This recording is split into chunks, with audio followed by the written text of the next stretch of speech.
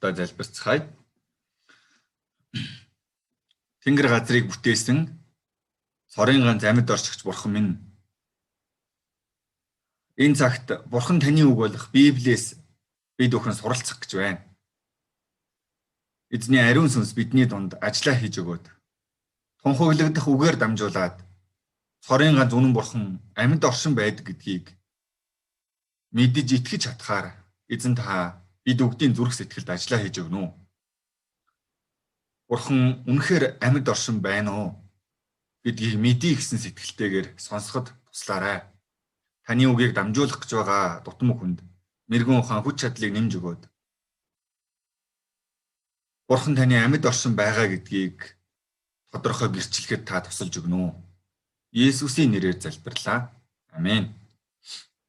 За. Материалаас харцгаая.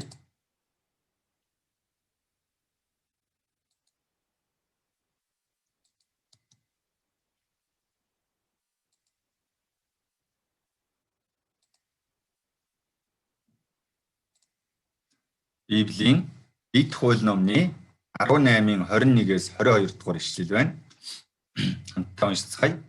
Та нар зүрхэндээ эзний айлдаагүй үг гэдгийг бид яаж мэдэх вүлээ гэж бодох хаваас хэрв иш үзүүлэгч эзний нэрээр ярьж тэр зүйл нь болгоч үгүй, биелэгч үгүй байвал тэр нь эзний айлдаагүй үг юм. Тэр иш үзүүлэгч үнийг дураараа хэлсэн байх тул чи түүнээс бүү аа гэсэн байна. За энэ үгийг бүгдээрээ бас тайлбарлаа сонсох юм бол хэрвээ иш үзүүлэгч эзний нэрээр ярьсан зүйл гэдэг нь Библийг бичсэн хүмүүсийг иш үзүүлэгч гэж хэлдэг. За гэтэл иш үзүүлэгч эзэн Бурхан ингэж айлдаж байна гэд бичсэн үг нь байлаа. Гэтэл тэр бичсэн үг нь болгочгүй биелэгчгүй байх юм бол тэр бол эзний айлдсан үг биш ээ гэсэн үг. Тэгэхээр олон хүн Библийг чинь хүн л бичсэн шүү дээ. Хүн бичсэн номыг та нар одоо Бурханы үг гэдэг ах юм аа гэж одоо олон хүмүүс асуудаг. Мэдээж Библийг хүн бичсэн.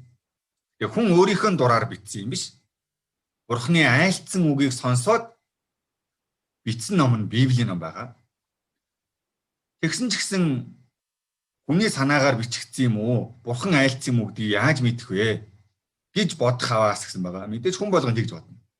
Бурхан Библи үнэхээр Бурханы үг үү? Хүний санаанаас зохиосон тийм зүйл үү гэдгийг яаж мэдэх вэ гэдэг ялгааг нь бидэнд одоо зааж өгсөн байгаа. Одоо Библийн бичигдсэн зүйлс нь баталгаа нотлохоо байна уу? Үнэхээр өнгөрсөн зүйлийн талаар бичсэн зүйл байгаа. Эзэн Бурхан ингэж айлцсан гэсэн тэр үг нь баталгаа нотлохоо байх юм бол мөн, баталгаа нотлохоо байхгүй бол биш ээ гэсэн үг. Тэгвэл баталгаа байгаа эсхийг нь бүгдээрээ өнөөдрийн цагаар дамжуулан шалгаж үзэхэд болно. За энэ үгийг цааш нь харах юм бол ийм гэсэн үг.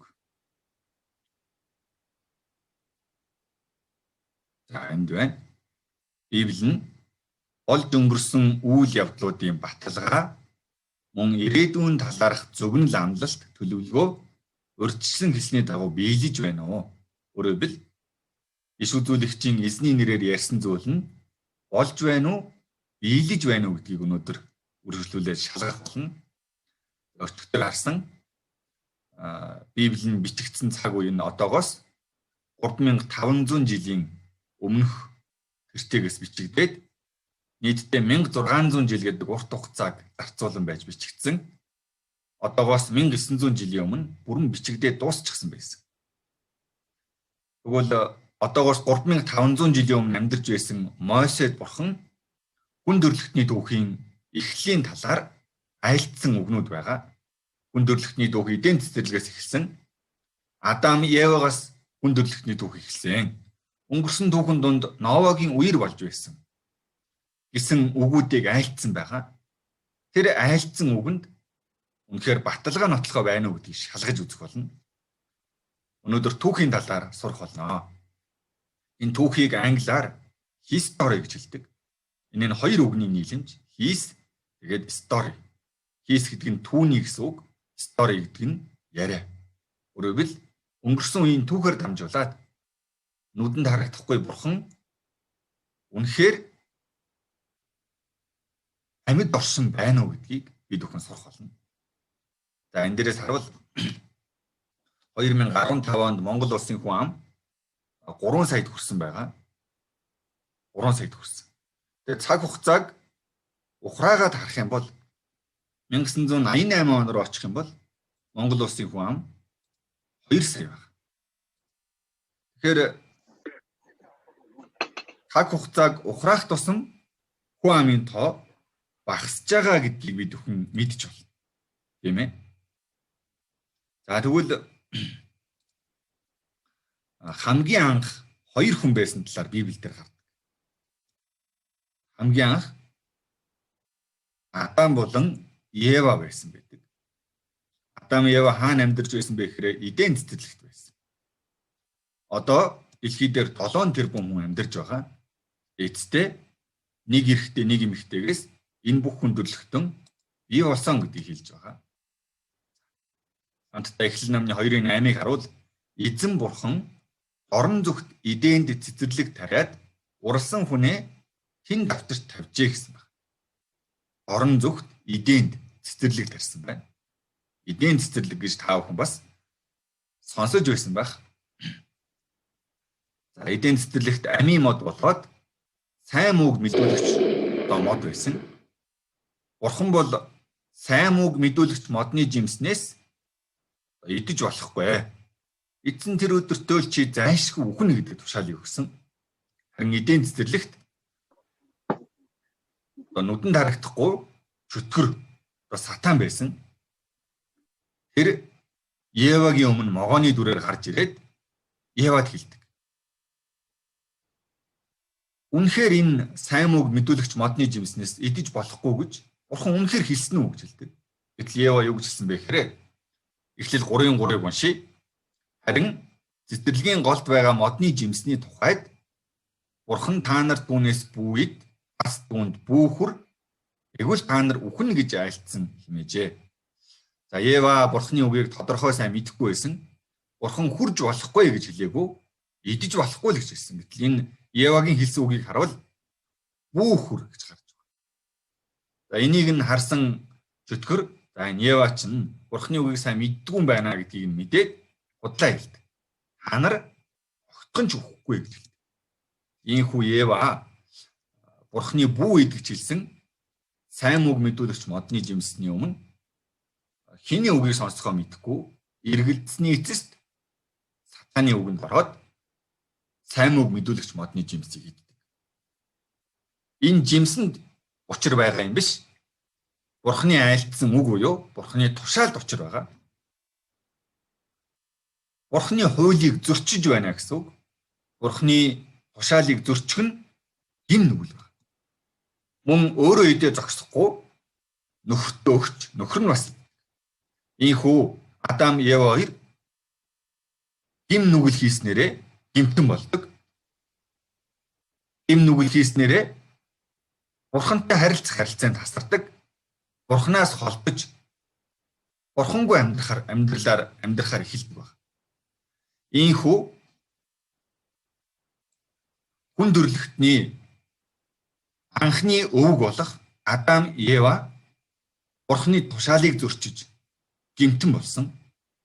Адам Евагаар дамжуулан бий болсон бүхий л хүн төрлөختөн төрлөхөөсөө гимт чанартай болсон.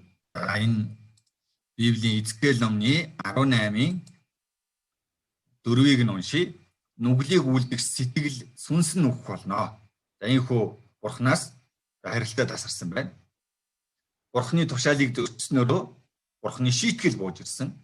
Эхлэл 3:16-г хамтдаа уншицгаая. Эмэгтэйд өөрийн чинь жирэмсний бэрхшээл зүдүүрийг би бүр ихсгэн. Өвдөж довж чи үр хүүхдээ төрүүлнэ. Ир нөхрөө чи ирмэлзэн. Ир чин чамайг эзэгнэн гэв. Эмэгтэй хүнд бууж ирсэн шийтгэл юу вэ гэхээр жирэмсний бэрхшээл зүдүүр бүр ихсгэнэ гэсэн байна. Ева дээр бууж ирсэн шийтгэл одоо энэ дэлхий дээр байгаа бүхий л эмэгтэйчүүдэд хүчин төгөлдөр хിവэрэ байгаа байх. Яагаад эмэгтэй хүн төрөхдөө ингэж их зовдөг байх нь вэ? Ева анхны эмэгтэй Бурхны өмнө гим нүгэл хийснээс болоод ирсэн Бурхны шийтгэл гэж хэлж байна. Эхлэл 3:17-аас 19-ийг харъя. Чамаас болж газар харагдлаа. Чи түүнээс амьдралынхаа бүхий л өдрүүдэд бэрхшээл зүдүүр донд хооллох болно. Чиний төлөө тэрээр өргөс зангуугч ургуулна. Чи хээрийн өвс ногоогч идэх болно. Чи газар шорондоо буцтлаа. Духныхаа хөлсийг туслуулан байж хоолоо олж иднэ гэсэн байна. Эрэгтэй хүнд ирсэн шийтгэл юу вэ гэхээр бэрхшээл зүдгүүр духныхаа хөлсийг туслуулан байж хоолоо олж иднэ гэдэг шийтгэл. Энэ дэлхийд амьдарч байгаа хүмүүсийн дунд зовдөггүй хүн гэж байхгүй. Дуулал номны 90:10-ыг уншийе. Амьдралын маань өдөр хоногоо 70 жил юм.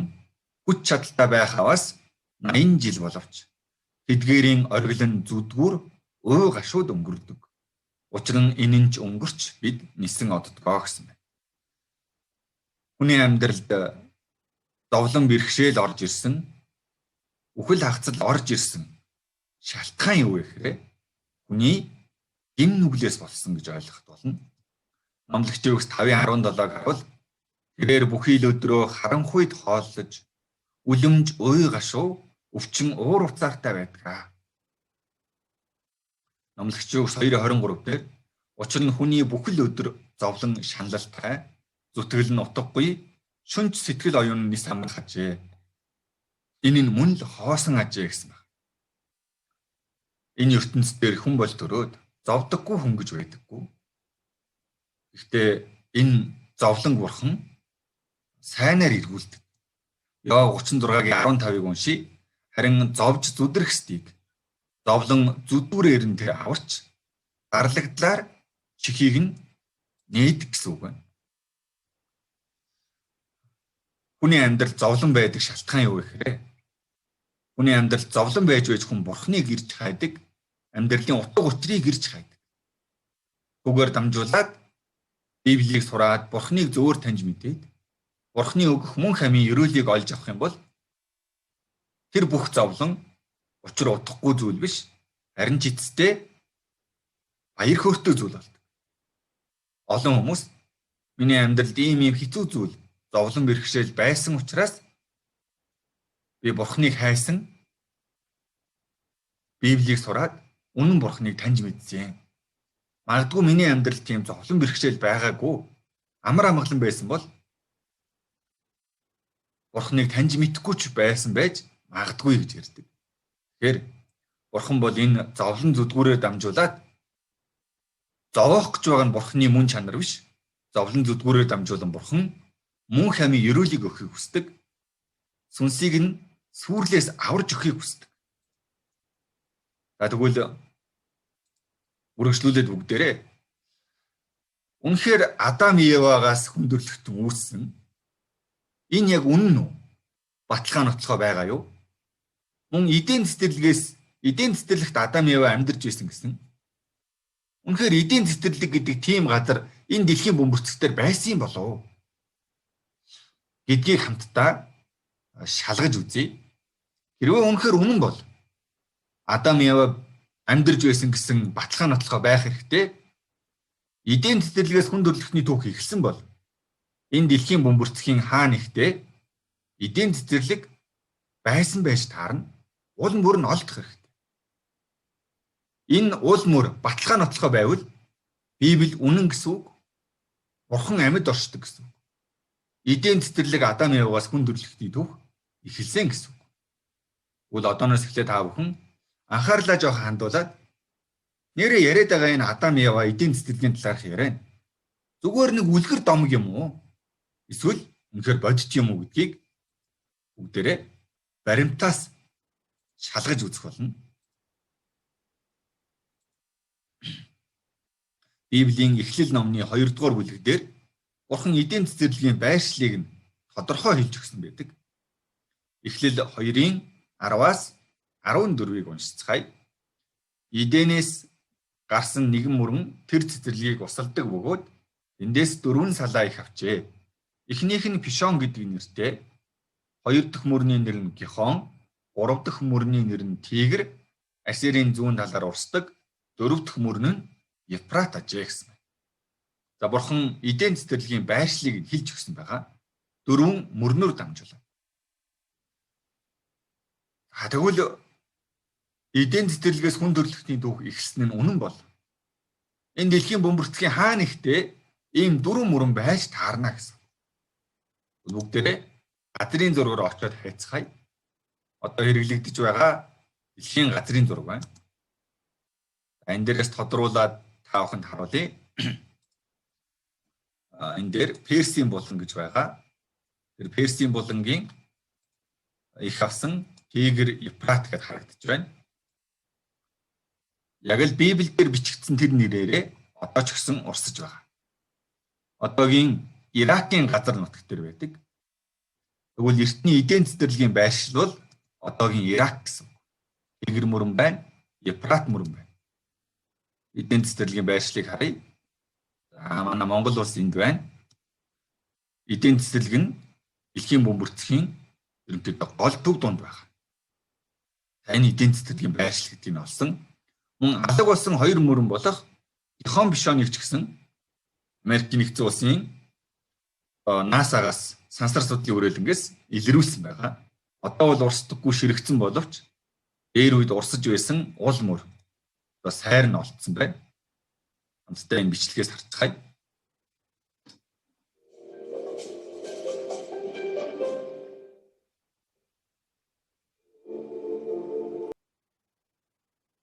За бүгдээрээ баталгаа нотлохоог шалгаж үзлээ.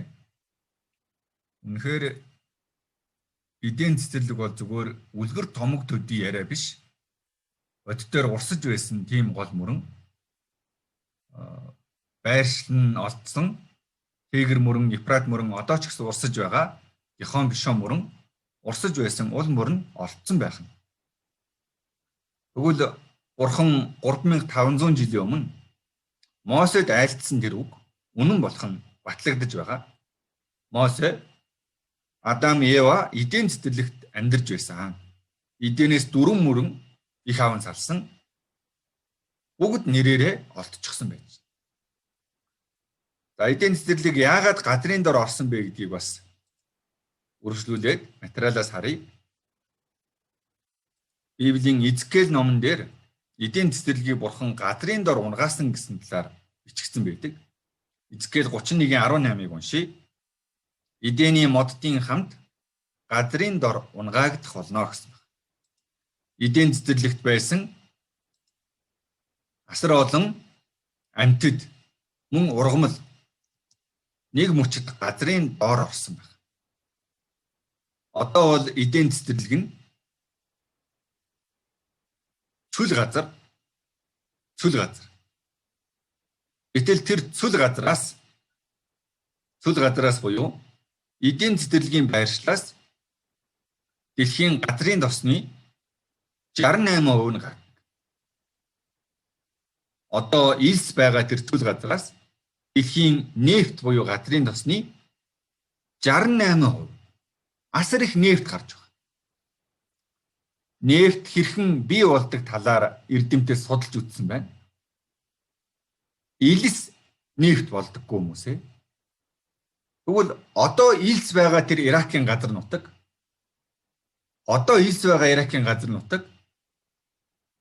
байнга илс байсан гэсэн үг ш. Дээр үед 4500-аас 5000 жилийн өмнө 6-7000 жилийн өмнө ургамал ногоо амтан ургамлаар дүүрэн үржин шинтэй нутаг байсан талаар судлаачд ярьж байгаа. Хамтдаа нефт хэрхэн бий болдог талаарх бичлэгийг үзвэл Ирак буюу ойрхон дорндоос нефт буюу газрын тосны 68% гарч байгаа тэр шалтгааныг бүгдээрээ мэдэх болно.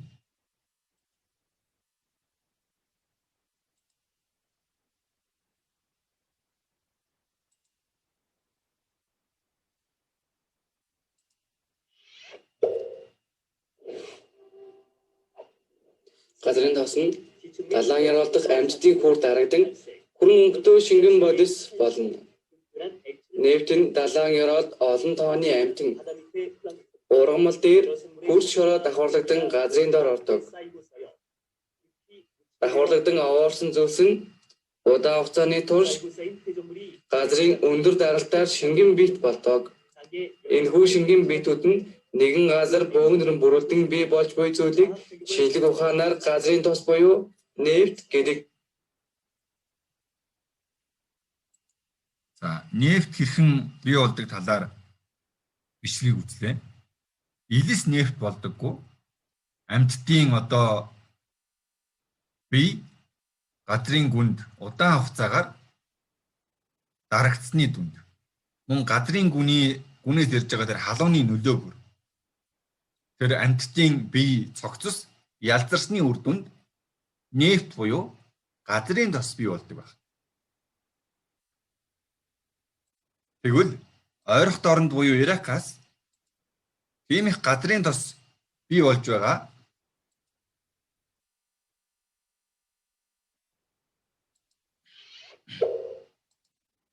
Шалтгааныг нь харъя. За энэ одоо газрын тосны тэмдэглэгээ байгаа.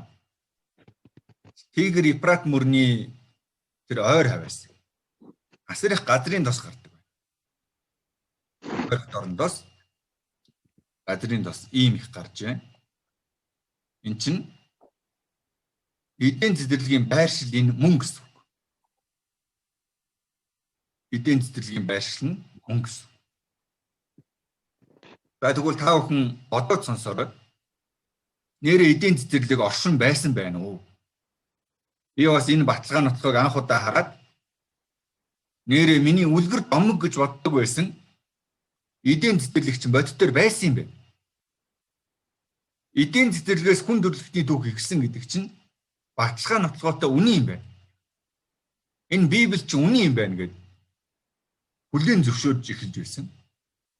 За тэгвэл одоо үргэлжлүүлээд Адам Евагаас хүн төрөлхтөн үүссэн гэдэг нь хэр зэрэг бодиттой юм болоо. Итгэж болох баталгаа нотгоо байна уу гэдгийг бас шалгаж үзье бүгдээрээ. Хамтдаа нэг бичлэг үзье. Ихэнд бурхан тэнгэр газрыг бүтээжээ. Тэгээд бурхан өөрийнхөө төрлөөр бүхнийг бүтээжээ.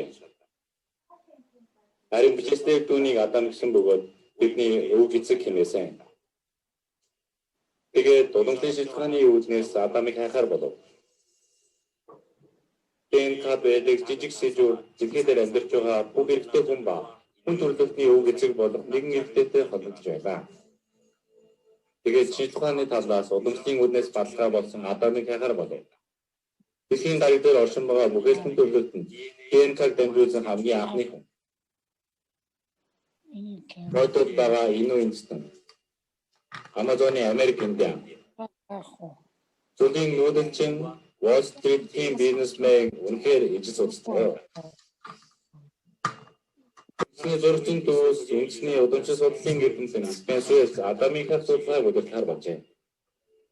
Нэг талаас хати ардтай тэр ирэлтээс гарсан Y хоромсом сүүлийн сэжүүрэнд хүрэж байлаа. Энэ Y хоромсомыг бүх дэлхийн хэдэн мянган хүнээс гарган авсан хоромсомтой хачуулж үзлээ.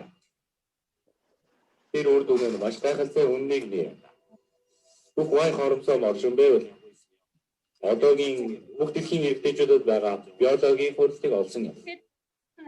Бидний хайр байсан нийтлэг биологийн өөрчлөлт байлаа.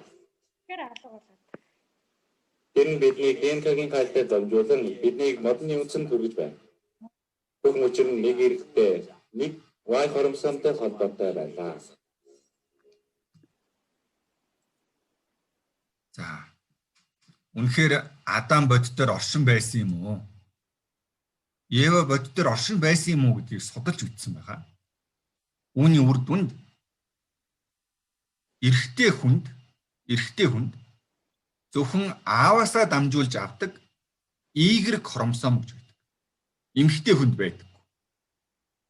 Тэр Y хромосомоор дамжуулаад энэ дэлхий дээр байгаа бүхий л эрчүүд нэг эрэгтэйгээс бий болсон гэдгийг олж илрүүлсэн байна. Мөн эмэгтэй хүнд ээжээсээ дамжуулан митохондри гэж ээжээсээ л авдаг митохондри гэж байдаг. түүгээр дамжуулан бүхий л энэ дэлхий дээр байгаа бүх эмэгтэйчүүд нэг эмэгтэйгээс бий болсон гэдгийг бас олж илрүүлсэн байгаа. Мөн энэ Карл Ландштейнер гэдэг эмч хүн 1930 онд биологийн ухааны салбарт Нобелийн шагналд хүртсэн. За энэ хүн ямар гавьяа байгуулад Нобелийн шагналд хүртсэн хүн бэ гэхээр хүний цусны бүлгийг нээсэн байна. Хүний цусны бүлгийг нээсэн. Уиллис номны 17-гийн 26-г уншвал Бурхан газрын цээжээр амьдруулахаар нэгнээс хүмүүн төрлөختний үндэстэн бүрийг бүтээж гэж гарч байна. Энэ англи орчуулган дээрээс нь харуул нэг цуснаас бүх үндэстнийг гэж хэлж байгаа. One blood, all nations. Тэгвэл хүний цусны бүлгийг дөрөв ангилдаг. Хүний цусны улаан эсийн гадаргууд дээр А болон Б гэсэн антиген байдаг. Тэгээд антигенг байна. Үгээр дамжуулан Адамын цусны бүлэг, Евагийн цусны бүлэг A, B гэсэн хоёрхан антиген байгаа улаан эсийн гадаргууд дээр. Тэгвэл энэ хоёроос хэдэн бүлэг бий болох боломжтойг судалсан байгаа. A, B гэсэн хувилбар байж болно. Мөн A гэсэн хувилбар байж болно. Тэгээд B гэсэн хувилбар бас байж болно. B0. Тэгээд 0. Ийм л дөрвөн боломж байгааг олж илрүүлсэн байна. Дэлхий дээр амьдарч байгаа 7 тэрбум хүн бүгдээрээ энэ дөрвөн бүлгийн цуснд харьяалагддаг. 0 1-р бүлгийн цус, А 2-р бүлгийн цус, Б 3-р бүлгийн цус, А Б 4-р бүлгийн цус. Бүх дэлхийн 7 тэрбум хүн дөрвөн бүлгийн цуснд харьяалагдж байна гэдэг чинь Адам, Ева гэсэн нэг эрэгтэй, нэг эмэгтэйгээс бүх хүн төрлөختөн үүсэж бий болсон гэдгийг энэ ангаах ухааны нотлохоо бидэнд хэрчилж өгч байна. Бүхэл үндэстэн нэг хүнээс бий болсон байна. Энд байна. Монголчуудын 40% 1-р бүлгийн цустай, 4-р бүлгийн цустай хүн бол ховор байдаг гэсэн байна. Сайн. Энэ бүх хүн төрлөختөн нэг уг ухсаатай байх нэ.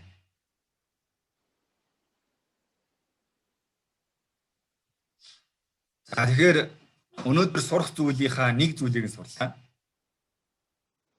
Иш үзүүлэгч буюу Мосе гэдэг хүн эзний нэрээр ярьсан зүйл нь болж байна уу гэдгийг шалгаж үзлээ.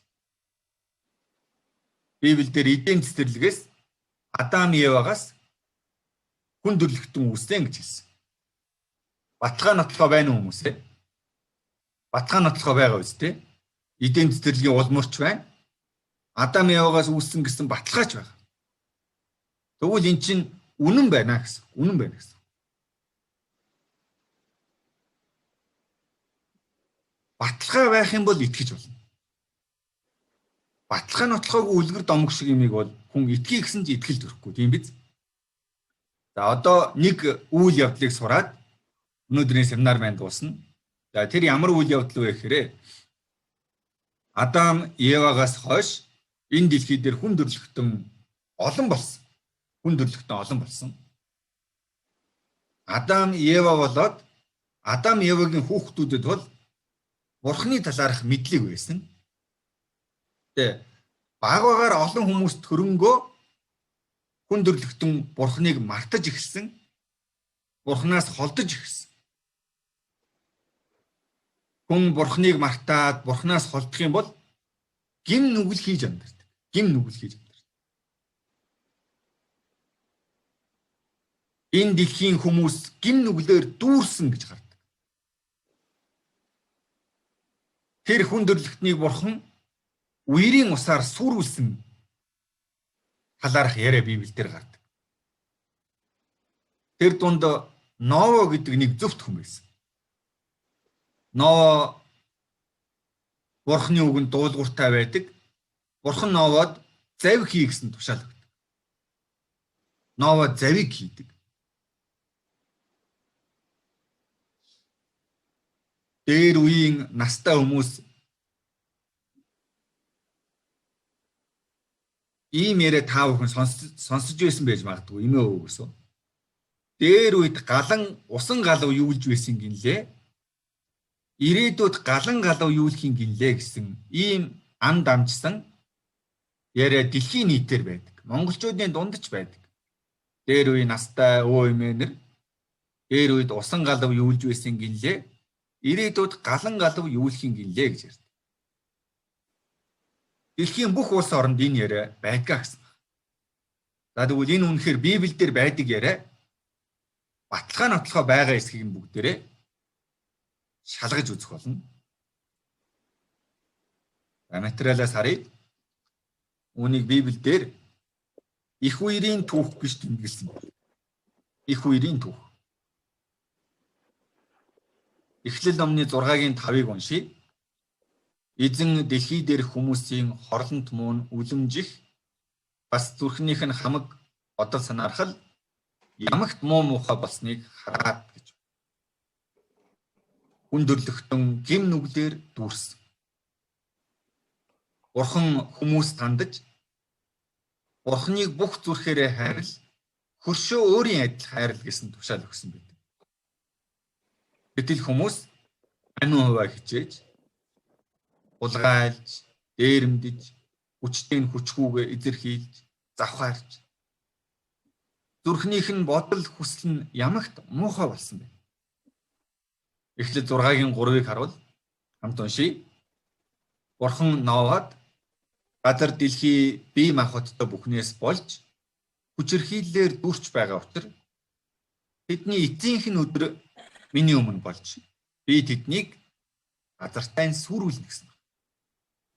Бурхан юу хийх гэж байгаа талаар Ноавад урьдчилан хэлж өгсөн байгаа. Бурхан яагаад Ноавад үгээ хэлсэн бэ гэхээр Эхлэл 6-гийн 9-ийг уншвал ингэж гарч хамтдаа уншийе. Ноава бол зөвхт үеийнхнийхэн дунд гин зэмгүй яагаад Бурхантай хамт явдаг хүн байв гэсэн. Бурхан Ноавад өөрийн хийх гэж байгаа зүйлээ урьдчилан мэдгдсэн шалтгаан нь Ноава бол зөвхт Бурхантай хамт явдаг хүн байсан. За Эхлэл номны 6-гийн 14-15-ыг уншийе. Чи говор модоор өөртөө нэгэн бүхээг хийж, бүхээг дотроо тасалгаанууд гаргаж, дотор гадаргүй тавирхаад үрх. Чи үүнийг яаж хийх вэ гэвэл бүхээгийн урт нь 300 тохой, өргөн нь 50 тохой, өндөр нь 30 тохой байна гэсэн. Ноог завь хий, бүхээг хий гэсэн. Химжээ, домжоо бүхий л зааврын хэлж гисэн. Тэр том бэ гэхээр энэ галт тэрэгний богоон 522 багт чинээний нүсэр том 3 давхар завь хийгсэн тушаал өгсөн. Ноа Бурхны айлцсан үгийн дагуу бүхий л ажлыг хийж эхэлсэн байна. Дотор гадаргүй давирхаад өрөх гэсэн. Ус орохооргүй. Эхлэл номны 6-гийн 22-ыг уншийе.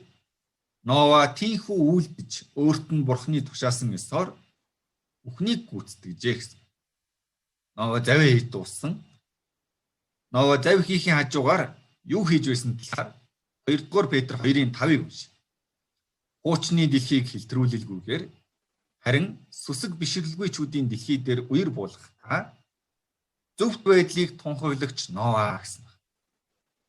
Библиэлд Ноаг зөвхт байдлыг тунхаглагч Ноа гэсэн. Ноа завийг баринга хүмүүст хэлдэг гэсэн. Хүмүүсээ гим нүглээс болоод Бурхан дэлхийг усаар шүүхэр боллоо. Удахгүй тэнгэрээс бороор. газрын гүний бүх булаг хүчтэйгээр оргилно. Зөвхөн миний барьсан завинд сууж байж л амь авраг. Та нар надтай нийлж зав барилцаад миний барих завинд суу. Харамсалтай нь Новагийн үгэнд итгээгүй. Новагийн үгийг бүгдээрээ тоглоом хийсэн. Новагийн үгийг тоглоом хийсэн. Гэсэн ч Бурхны айлтсан үг учраас Нова эцсээ хүртэл завийг барьсан. Новаг заваа бариад дуусах мөчид Бурхан амьтдыг Новагийн завинд оруулсан. Хамтдаа уншийе. Цэвэр амьтад, бузар амьтад, шувууд болон газараар мөлхөж бүхэн Бурхны тушаасан ёсоор ир им хосоосороо Новад очиж бүхээгт нь оржээ гэсэн. Амьтад бүгдээрээ хосоосороо Новагийн завинд зогссон. Эхлээд 7-гийн 7-ыг харъя. Нова хөвгүүд ихнэр бэрүүдтэйгээ хамт үерийн усны улмаас бүхээгт оржээ. Амьтад орсон Новагийн ихнэр Новагийн 3 хүү 3 бэр. Нийтдээ Новагийн гэр бүлийн 8 хүн энэ завинд зогссон. Нэг ч хүн болтгоо нэмж ирээ суухгүй юм байх таа гэж удаан хүлээсэн. 7 хоног хүлээсний хинч ирд суух. Эхлэл 7-гийн 16-ыг уншийе. Ноод Бурхны тушаасан ёсоор тэднийг бүхээгт орсонд эзэн араас нь хаажээ. Авралын боломж, авралын хаалга онгорхой байсан боловч нэг ч хүн ирд суугаагүй учраас энэ авралын хаалгыг эзэн хаасан. Авралын боломж ийхүү хаагдсан байна. Авралын хаалга хаагдсны дараа авралын завны хаалга хаагдсны дараа дэлхий дээр үер бууж гисэн. Эхлэл номны 7-р бүлэг дээрээс харах юм бол 7-гийн 12-ыг унш. 40 өдөр 40 шөнийн турш дэлхий дээр бороо хасгав. Хүмүүс гайхаж балмагч гисэн. Новагийн хэлж байсан үгийн дагуу бороо орж гисэн. Эхлэл 7-гийн 19-ыг уншийе. Газар дэлхий дээрх ус улам хүчтэй хальж Тэнгэрийн доорх уулс бүгд усаар бүрхэгжээ гэсэн. Тэнгэрийн доорх уулс бүгд усаар бүрхэгжсэн. Зөвхөн Новагийн авдар дотор л аврал байсан, ам байсан. Новагийн авдарт орж чадаагүй бүх хүн төрлөختөн. Хамартай амин амьсгаатай бүхэн үхсэн талаар. Юу болсон талаар бичлэгнээс үзье.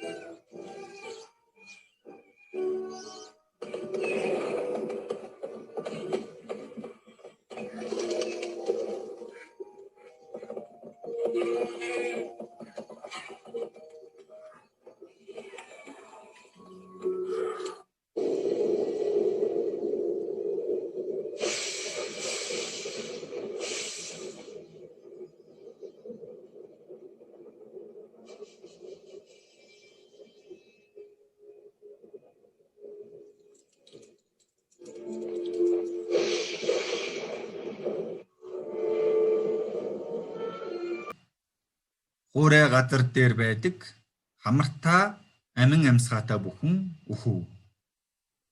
Энэ үнэн үү?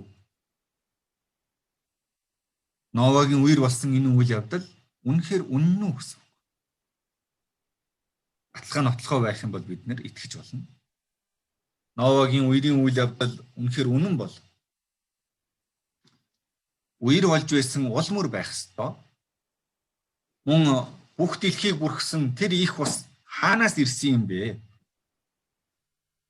Мөн Ноагийн үерийн дараа тэр их ус дэлхийг бүрхэж байсан ус одоо тэгвэл хаана байгаа юм бэ? Мөн Ноагийн амьдралын 600 дахь жилд үер болсон гэж гардаг. Хүн үнэхээр 600-аас дээш наслах боломжтой юм уу? Ноагийн барьсан зав одоо байдаг болов уу? Ийм одоо асуултууд гарч ирнэ. Саяны асуултууданд хариулт нь байх хэрэгтэй. Хэрвээ хариулт байхгүй, баталгаа нотлохоо байхгүй бид нэр итгэх аргагүй. Хэрвээ баталгаа нь байх юм бол, саяны асуултууданд хариулт нь байх юм бол Ноагийн үер үнэн гэсэн үг. Библи үнэн гэсэн үг. Бурхан үнэхээр амьд байна гэсэн үг. Одооноос эхлээд та бүхэнд материалыг харуулна, баталгаа нотлохыг харуулах болно. Та бүхэн үнэхээр үер болсон үнэн байна уу, худлаа байна уу гэдгийг нэг нэгээр нь нягтлаад шалгаад сууж явах болно. Баталгаа нотлохоогүй зүйлийг харуулад итгээрэй гэж бол хэлэхгүй. За эхнээс нь үзье. Үнэхээр үер болж байсан ул мөр байдаг юм уу? Тийм ээ. За энэ бол Америкт байдаг Грэнд Каньон гэдэг хадан хавцал байна. Усан дидэгдсэн ул мөр байгааг бид бүхэн харж болно. Маш том усан дидэгдсэн ул мөр байна. Тэгээ зөвхөн Америкт байгаа юм биш. Хятадд байна. Дэлхийн бүхий л улс оронд байна. Онцгойлоод хамгийн ойр Монгол хүртэл байна. Өмнө Говь аймгийн 3 тис суманд байдаг. Хэрмэн цав гэдэг газар. Усан дидэгдсэн ул мөр.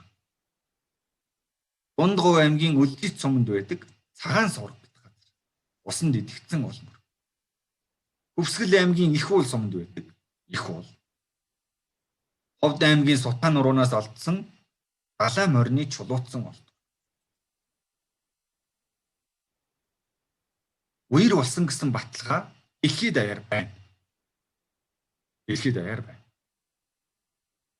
Монголын газар нутгийг гэсэн Ноагийн үерийн ус бүрхэж байсан гэсэн. Тэгвэл үер болж байсан ул мөр байна. Хоёр дахь асуулт нь тэр их ус хаанаас ирээд тэгээ одоо хайччихсан юм бэ? Эхлэл номны 1-7 уншия. Бурхан ингэж огторгойг бий болгоод огторгойн дээрх уснаас огторгойн доорх усыг салгасан ёсоор болов. Бурхан тэнгэр газрыг бүтээхдээ огторгойн дээр ус, огторгойн доор устай бүтээсэн. Огторгойн доорх ус гэдэг нь далай тэнгисийн ус. Огторгойн дээрх ус гэдэг нь агаар мандалд озоны давхаргын дотор талаар дэлхийг хүрээлж байсан усан бүрхүүл байсан. Тэнгэрээс бороо ордог агаар мандал усан бүрхүүл байсан. Энэ усан бүрхүүл Ноагийн үерийн үед дэлхий рүү бороо болон орсон. Тэгвэл Ноагийн үед дэлхийг бүрхэж байсан тэр их ус одоо хаана байгаа юм бэ? Бол 33-ын 7 дээр байна. Хамтдаа уншия. Тэрээр далайн усыг овоо адил хамттан цуглуулдаг гэсэн. Усыг яаж овоо шиг хамттан цуглуулж болох вэ? Хөлдөөх юм бол мөсөө өрөө тавьчихдаг шиг усыг овоо шиг цуглуулж байна. Хойд мөсөн далай Антарктид. Өмнөд туйлын мөсний дундад дузаан 2500 м. Хамгийн зузаан газараа 4000 м хүртэ. Энэ бол Монголын газар нутгаас 15 дахин өргөн гэсэн. Монголын газар нутгаас 15 дахин өргөн асар их мөсөн бүрхүүлт. Энэ хизээ бий болсон мөсөн бүрхүүл вэ? Ноагийн үерийн үед бүх дэлхийг бүрхэж байсан ус одоо хаана байгаа вэ гэхээр энэ хойд мөсөн далайн Антарктид байж. хойд өмнөд туйлын мөс айлах юм бол дэлхий живнэ гэсэн сэтгүүл гарсан. Ягаад угаасаа Ноагийн үед усан давтчихсан байсан юм чинь. Тэр их мөс хайлах юм бол Ноагийн үеийнхтэй адилхан болно. Гол 33:7 дээр гүний усыг агуулхад хоримтлуулдаг гэсэн. Хамгийн гүн далай. Номхон далайн дунд орших Челлендрийн гүн 11,300 метрийн гүн гэсэн.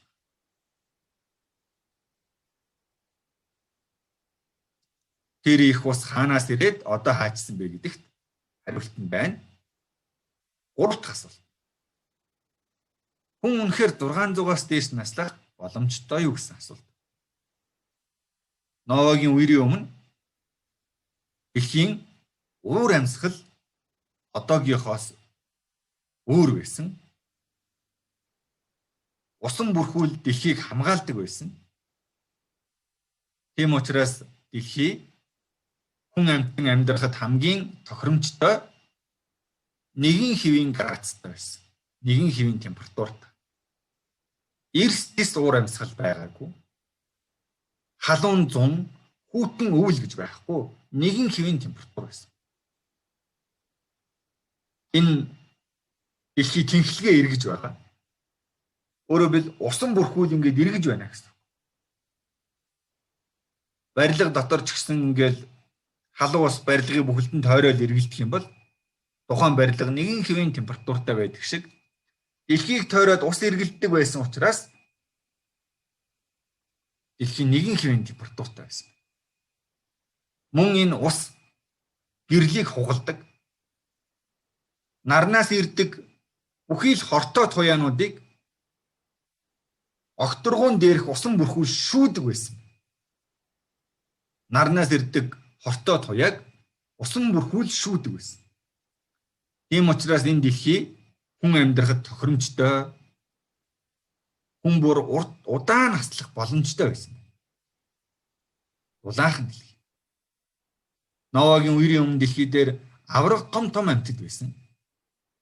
Динозавр, үлэг гүрүүл, чулуучсан олдрууд олддог. Уур амьсгал улаан байх үед байсан. Одоо уур амьсгалын өөрчлөлтөөс болоод мөнхөж устсан зүйл төрлийн амьтад олон байдаг. Энэ ирвэхний чулуучсан олдор байна. Энэ царцаа байна. Энэ нохоо байна. Үхэр байна. Улаа байна. Ахаа байна. Хүмс. Хүлэмжийн уур амьсгалтай байсан. Одоо ч гэсэн хүлэмжинд хүнсний ногоог ургуулах юм бол тохиромжтой орчин бүрдвэл их том болдог. Мөн энэ сэтгүүл дээр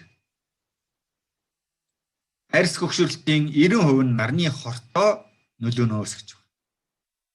Хүний биеийн хөгшрөлтөнд хамгийн хүчтэй нөлөө үзүүлдэг зүйл бол нарнаас ирдэг хортой туяа. Энэ ачааны машины жолооч Вильям гэдэг хүн байна. 66 настай. Гэтэл зүүн талынх нь арьс нүүрнийх нь зүүн талын арьс нь 86 настай хүн шиг. Баруун тал нь л зүгээр. Яагаад ийм болчихоо гэсэн чинь энэ хүн 28 жилийн туршид дэлгүүр болон бензин түгээх газруудад сүү зөөдөг байсан. Нарны хурц гэрлээс үүссэн арьсны өвчин гэж. Нарны хортой нөлөө хүний хөгшрөлтөнд хамгийн их нөлөө үзүүлдэг. Одоо дэлхий дээр хуурай газрын амьтдаас илүү далайн амьтад урт насл. Энэ улбар шар өнгөтэй барзгар загас 149 насл. Энэ номон толгойтой айлм 211 жил насл. Гринлендийн энэ махчин загас 400 жил амьдардаг гэсэн. Яагаад вэ гэхээр далайн ёроол байгаа учраас. Нарнаас ирдэг тэр хортой нөлөө далайн усаар шүүгдээд нарны хортой нөлөөнд аг өртөж байгаа энэ загас. Хуурай газар дээр амьдарч байгаа хүмүүс бол нарнаас ирж байгаа хортой нөлөөнд шууд өртөж байгаа. Тийм учраас үерийн өмнө нь бол хүмүүсийн дундад наслалт 900 байсан бол үерээс хойш наслалт огтон багассан. Үерийн дараа хүмүүсийн наслалт огтон багассан. Үнэхээр хүн 600-аас дээш наслах боломжтой байжээ гэдгийг ангаах ухаанаар тогтоосон байна. Одоо дөрөвт асуулт.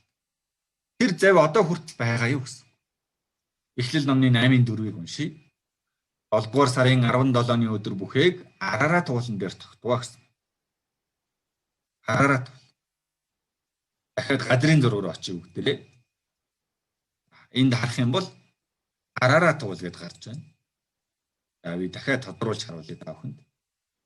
5165 м өндөр. Өчтөр Арарат уул байдаг. Хүүрх Армени хилийн зааг дээр байдаг. Их Арарат, бага Арарат. Мөнх цастай уул байна. Энэ уулан дээр Новагийн завь тогтсон гэж Библиэд тэмдэглэсэн байна. 7 дугаар сарын 17-ны өдөр бүхээг Арарат ууланд тогтцоо гэсэн. Энэ үйл явдал үнэн бол энэ Арарат уулын хаана ихтэй мөсөн дунд нь Новагийн зав байх ёстой. Хэрвээ зав байх юм бол үер болсон нь үнэн. Библи үнэн бурхан амьд оршдгоо гэсэн. Гэтэл олон судлаачид Арарат ууланд хайгуул хийсний үр дүнд Новагийн завыг илрүүлсэн. Монголын сэтгүүл дээр хүртэл Арарат уулан дэх хөлөг онгоц гэсэн сэтгүүл гарсан. Гонконгийн судлаачид Бүркийн засгийн газартай хамтран Арарат ууланд хайгуул хийсний үр дүнд 2009 онд Арарат ууланд байгаа Новагийн завыг илрүүлсэн. 2010 онд бүх дэлхийд даяар зарласан. Арарат ууланд Новагийн зав байна. Бид нэр очоод ирлээ. Арарат уулан дэх Новагийн завны үүдэнд нь дотор нь орсон. Нийтдээ 7 өрөөгөр орсон. Энэ нь Хятадын үндэсний телевизээр хүртэл гарсан. Новагийн зав Арарат ууланд байгаа нь олдлоо гэж телевизээр гаргасан. Хамтдаа тэр мэдээг үзье. Энэ BTV гэдэг нь Бээжингийн телевиз байна. Хятадын Бээжингийн үндэсний хамгийн том телевиз. Энэ телевизээр худлаа мэдээлэл бол гарахгүй. Худлаа мэдээлэл гарах юм бол баларна. Юу гэж гарсныг хамтдаа сонсъё. 2000 жилийн өмнө бичигдсэн байдаг. Уулын хөвч авдар үерийн дараа Туркийн Арарат уулан дээр байгаа нь. Сүүлийн үед энэ Новагийн авдартай холбоотой зүйлүүд маш ихээр гарсан. Үүний нэг бол 2012 онд хүртэл Новагийн авдар гардаг шүү. Тиймээс Хятад Хонконгийн судалгааны баг Арарат уулыг хариуцдаг засгийн газрын судалгааны багтай хамтран судалгаагаа баталгаажуулахаар Новагийн хөвч авдар байгаа газрыг зорьсон. Хонконгийн судалгааны баг болон Туркийн засгийн газар хамтран Бээжин судалгааны үр дүнгээ танилцуулсан. Туркийн Арарат ууланд Новагийн хөвч авдар байсан. Нидерландын мэргэжилтнүүд орнуудын нарийн шалгалт хийсэн. Арарат уулан дээр байгаа зүйлийг гартаагүй Новагийн авдар мөн байна гэж зарласан. Би 35 жилийн турш Новагийн авдрыг судалж байна. Олон материалуудыг шалгаж үзснээр Новагийн авдрыг илрүүлсэн гэдэг баталгаатай үнэ. Арарат уулын температур маш бага байдаг учраас өсөөр хучигдсан ба жилийн хүн 3000 м-с дээш авиран гарахад маш хялбар. Иргэн дойронд нь мод байхгүйгээр зогсохгүй. Ямар ч урах нөхцөл байхгүй. Тийм учраас хэрвээ иргэн дойроноос нь модны хэсгээ олдвол гартаагүй Новагийн авдрыг болж байна. Манай судалгааны баг онцгой дотор ороод маш олон зүйл зураг дараа Новагийн авдрын тодорхой материалуудаараа Хонконгийн үндэсний телевизээр үзсэн гарах хүсэлтэй.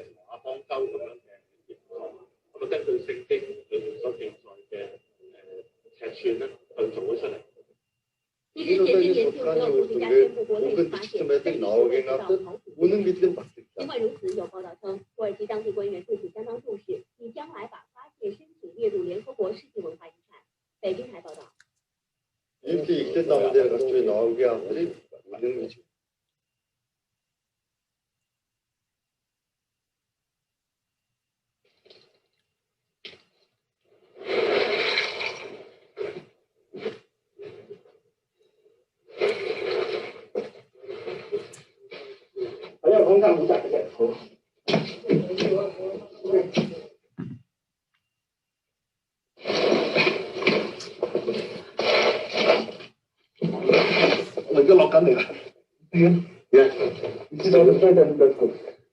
Làm cho nó lại biến đại thành hành mục, tại hạ邊咧，下邊係咪木嚟嘅咧？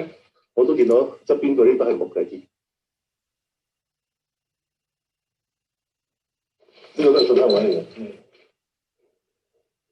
我已經進入咗江州嘅維系嘅內陸。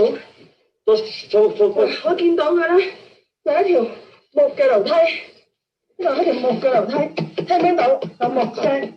好，我哋大家再望上去上邊。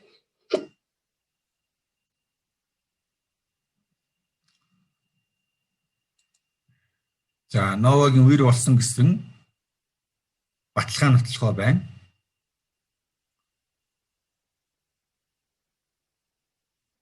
Би анх энэ материалуудыг хараад, баталгаа нотлохоог хараад нэрээ бүх дэлхий усаар сүрж байсан. Ийм их үер болсон нь үний юм байна шүү дээ. Энэ Новагийн үер болсон гэдэг чинь үгүйсэхийн аргагүй үний юм. Энд чи зүгтээ харахгүй юм. Одоо ч гэсэн Турк руу онгоцон цуугаад Туркэд очоод Арарат ууланд нь очоод тэрөө үнэхээр мөнгө байгаад боломж байгаад Туркэд очоод Арарат уул руу алхаад очих юм бол тэртээ эрт үед Ново гэдэг хүний барьж исэн энэ зав одоо хүртэл тэр мөсөн донд байж байгаа. Энэ бол Новогийн үер болсон гэдэг хамгийн баталгаатай хөдөлшгүй нотлох. Новогийн үер болсон гэдэг чинь Библи үнэн гэсэн үг. Бурхан байгаа гэсэн үг. Хүмүүсээ бурхан нүдэнд харагдахгүй.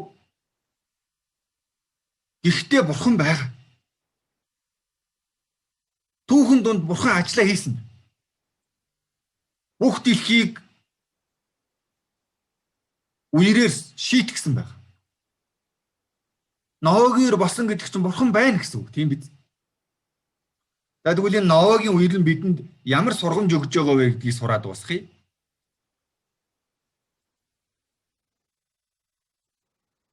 За энэ Хонконгод очих юм бол үндэсний цэцэрлэгт хүрээлэн байгуулсан Новогийн хөвгч авдрыг дуурайлгаад. Пэйжэнд 2-р Петр 3-ын 6-7-г уншия да. Тэр үеийн дэлхий усан галавт автан устгагдсан аж. Харин өнөөгийн тэнгэр ба газар нь түүний үгээр байгаа бөгөөд галд зориулагдсан сүсэг бишрэлгүй хүмүүсийн шүүлт ба сүрлийн өдөрт хадгалагдаж байна гэсэн. Тэр үеийн дэлхий гэдэг чинь Новогийн үеийн дэлхий гэж байна. Бүхэлдээ усаар устгагдсан бол ирээдүйд харин бидний амьдарч байгаа энэ тэнгэр газар нь галд зориулагдсан гэсэн. Галын шүүлтээр дуусна гэсэн.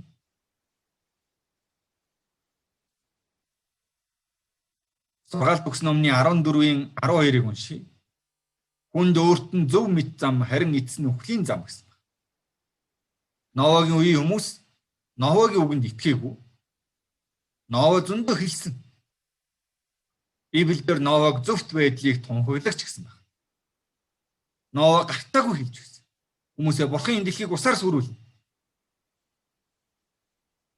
Та нар миний барьж байгаа энэ завинд суух юм бол бурханы шүүлтээс аврагдаж болно гэж хэлсэн. Харин Новогийн үед амьдарч байсан хүмүүс Новогийн үгэнд итгээгүй. Новог буруу гэж Новагийн үеийг тоглоом хийсэн. Тэдний явж байсан зам өөрсдийнх нь нүдэнд зөв мэт байсан ч эцэст нь сүрлийн зам байсан, үхлийн зам байсан.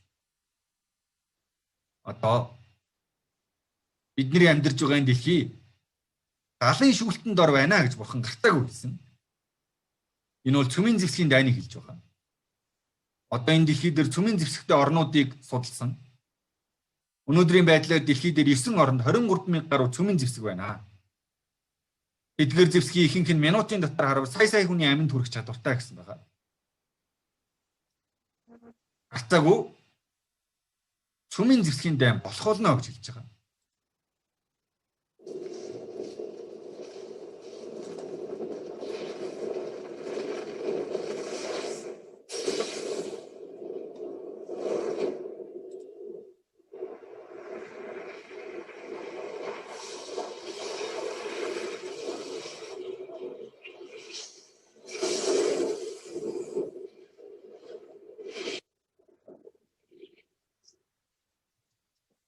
Матай 24-ийн 37-оос 37-оос 38-ыг уншийе. Учир нь хүний хүүгийн залрал Новагийн өдрүүттэй адил байх юм. Үерийн өмнөх өдрүүдэд буюу Новаг бүхэгт орох өдөр хүртэл бид идэж ууж гэрлэж нөхөрт гартгаж байлаа. Үер буугаад бүгдийг хаман одох хүртэл бид нэр ойлгоогүй юм аа гэж байна. Новагийн үер болсон нь үнэн байна гэдгийг бид нэр баталгаа нотлохоор дамжуулан мэдлээ. Новагийн үер үнэн байсан юм чинь галын шүүлт ч гэсэн үнэн байх болно. Новагийн үед энэ дэлхий гим нүглээр дүүрсэн. Бидний амьдарч байгаа энэ цаг үед ч гэсэн гим нүглээр дүүрсэн байгаа.